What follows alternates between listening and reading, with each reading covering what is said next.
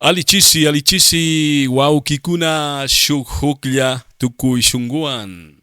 Iskayniki shuk runa hatunnapaykta. Wambrakunapak, kweksakunapak, hatun taytakunapak, hatun mamakunapak. Alichisi, alichisi. Un saludito de hermandad extiendo a través de este proceso Capacñam. Yuka Shutikanimi Chaski Majin. Shuk Oklia Shungumanta. Bueno, ¿qué tal? Un grato y cordial saludo por acá. Comparto a través de esta red social. Y bueno, pues por aquí quiero compartir un poquito acerca de la importancia del Quichua, el Runa Shimi, uno de los idiomas importantes que siempre han estado vigentes ahí en nuestro territorio, en nuestra yacta. Y que bueno, que por muchos años tal vez se pensó, luego de esa fuerte colonización, que el sureño, que el yanacuna, que el maciseño, pues no tenía idioma propio. Entonces, pues como fuimos colonizados en esta lengua español, en este castellano, castellanopi, pues como que en un tiempo de oscuridad, machacutin, quedamos ahí, quietos, en stand-by, como se dice literalmente.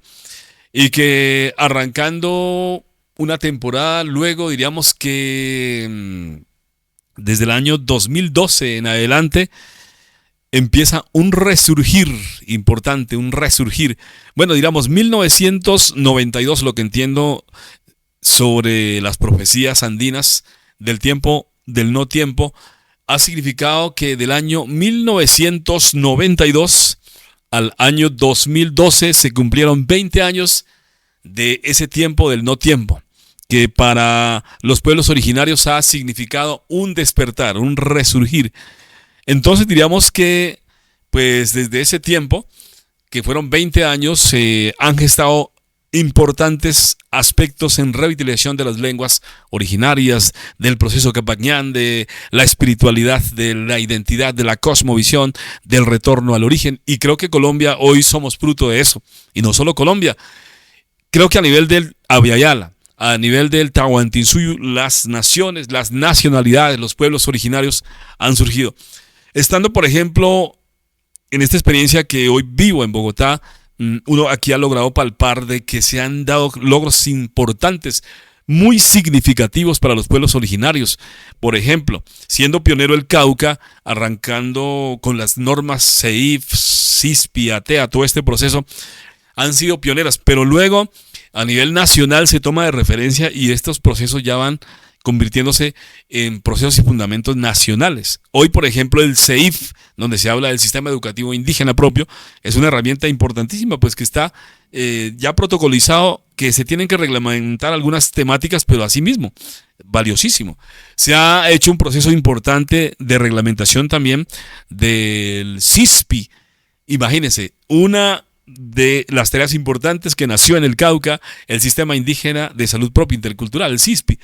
Arranca en esta región nuestra, el departamento, pero se extiende a una nación y hoy ya es un fundamento importante y valioso para todo Colombia, para los pueblos indígenas. Entonces consideramos que este resurgir ha sido muy, muy, muy valioso. Bueno, retornando a este tema quichuañam, el quechua o el runashimi, pues para nosotros es muy valioso e importante ver que hoy en escuelas, en colegios, en todos estos procesos de conocimiento se esté compartiendo la palabra, se esté impartiendo un idioma importante como el runashimi. Nosotros hace 20 años, por ejemplo, también nos apegamos a este proceso quichuañam y bueno, creo que los logros han sido valiosos, aprender lenguajes, retomar palabras, porque muchísimos de estos conceptos, hablando, digamos, de muchas palabras sueltas, han estado siempre ahí en nuestra yacta, en nuestro territorio. Palabras del cuerpo, palabras en toponimia, siempre han estado ahí. Y bueno, pues traigo a colación una palabra simple como la changa, ¿no? Entonces, nosotros esta palabra siempre la usamos.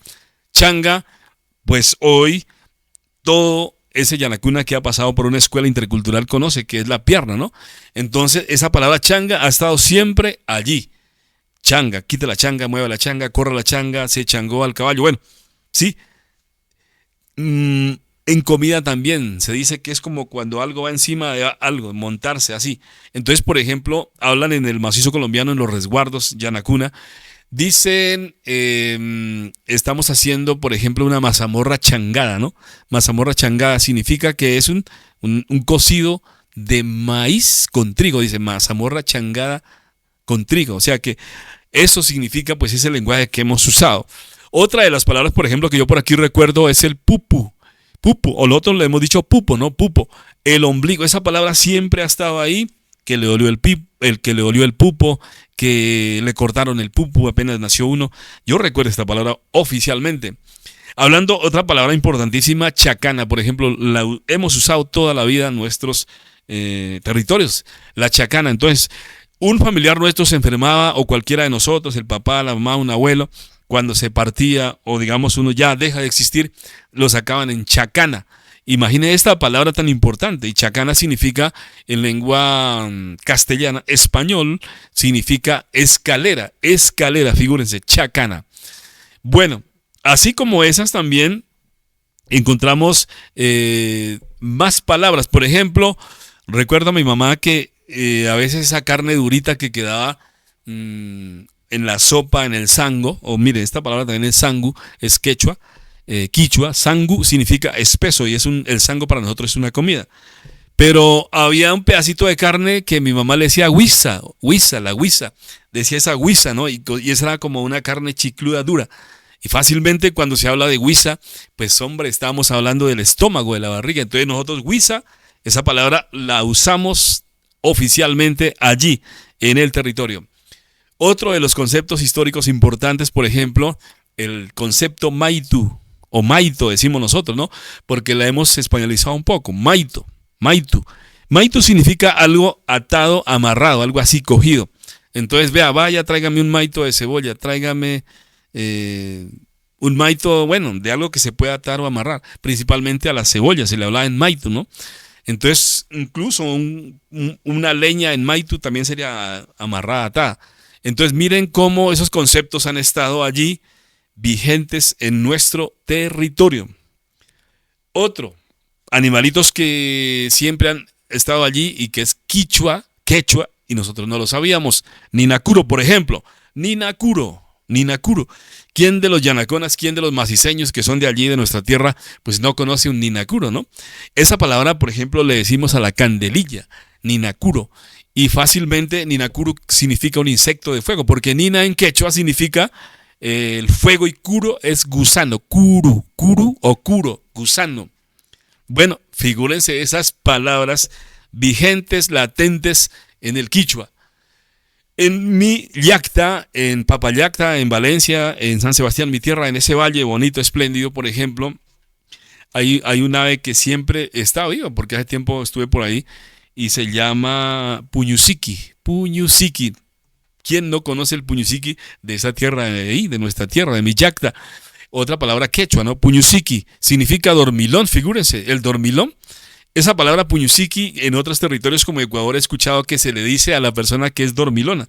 Entonces, puñusiqui, si por ejemplo dividimos la palabra puñuna, es el verbo dormir, y siqui es el trasero, la cola. Es un animalito que se queda sentado, que se duerme.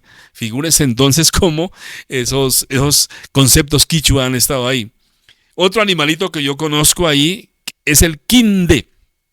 Así le decimos nosotros, quinde. Entonces, si yo voy al diccionario quichua, quinde o quindi significa colibrí, y el quinde siempre ha estado ahí, en nuestro territorio, en nuestra Yacta. Conceptos importantes, valiosos, por ejemplo, que uno va encontrando diciendo, uy, este idioma estaba aquí, ¿no? Algo que para nosotros ya luego con esa investigación nos ha ido significando algo importante y valioso de que el Runashimi ha hecho parte de ese proceso, ha estado ahí, solo que nos faltaba a nosotros conectarnos con este mundo Capac Ñam. Bueno, otros de los conceptos, por ejemplo, hay un arbolito en mi tierra, en Papayacta. Yo hablo siempre de ese territorio porque ahí viví en mi niñez. Y se llama pumamaque. Pumamaque. Es un árbol que se hace derechito, muy fuerte.